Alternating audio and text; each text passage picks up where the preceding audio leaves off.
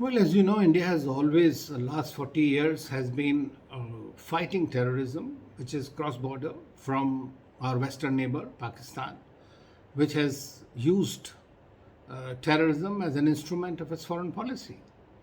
And the Americans and others only came on board when 9/11 happened.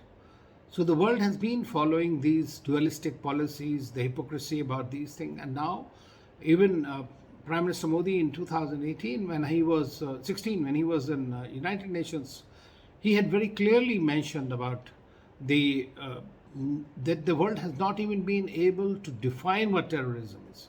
So India has been consistently flagging it across platforms everywhere in order to tell the world that this is an existential threat to the humanity.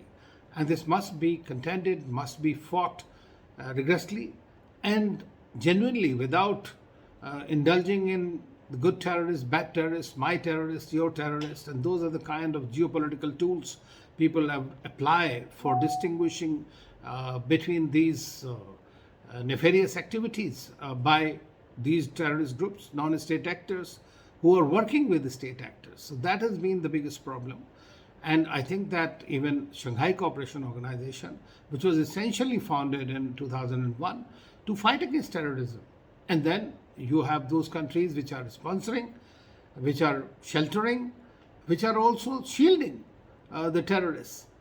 I mean, Prime Minister Modi was very clear, even though he did not name any country, but it was clear where it was heading.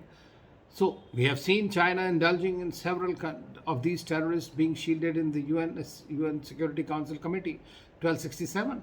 So every time Pakistani terrorists come up for listing, they are putting a technical hold. What does it mean? It means you are really, on the face of it, you say you are against terrorism, but on the other hand, you are perpetuating it by supporting those countries that are indulging in it.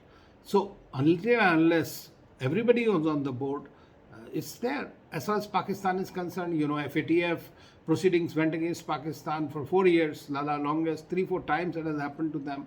They are facing the TTP. Now, they are suffering from this Bhasmasur syndrome. That once they create it, it's going to hit them also because they're mercenaries. They don't believe in a religion. And that's what the problem Pakistan will face. I hope they wake up. And if they don't wake up, they are in for bigger trouble.